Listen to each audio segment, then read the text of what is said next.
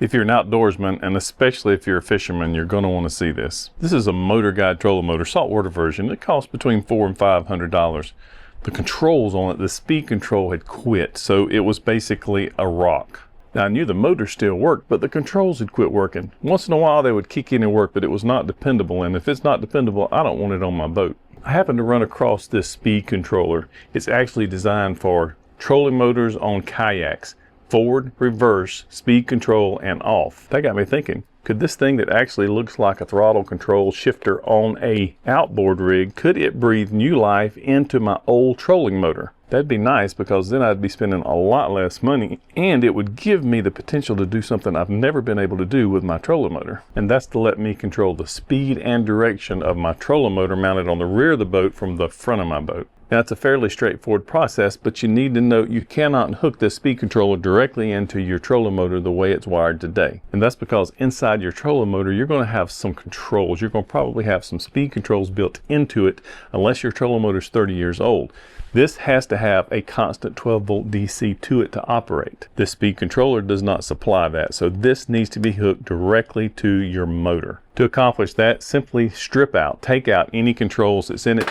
You'll never need them again. Now simply get the wires coming up through your shaft and directly connect them to the wires coming into the trolling motor. Now you have a direct connection between the speed control and the motor. Once you get that connection made, simply put your cover on and screw it back together. You've got it whipped at this point. Simply bring your wires into the controller. The yellow wire is the positive, the blue wire is the negative. If you get it reversed, it'll simply run backwards. Now to finish it up, simply bring your negative from the battery into the first post. It shows a negative on the board. Bring your positive into the next post. It shows power positive here. Now put your cover back on, tighten the screws, and you're done.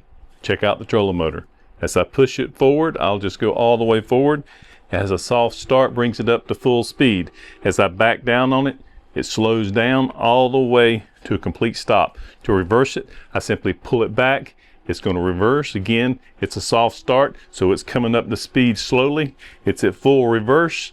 Bring it back to the top, and it stops. And check out that speed control.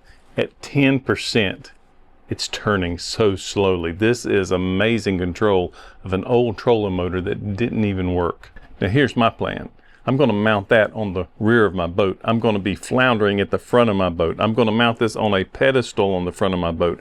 I can control the speed and the direction of that trolling motor now from this speed controller. Now I can have a rear control trolling motor with a quick, easy control right there that I have no issue of operating in the dark very quickly.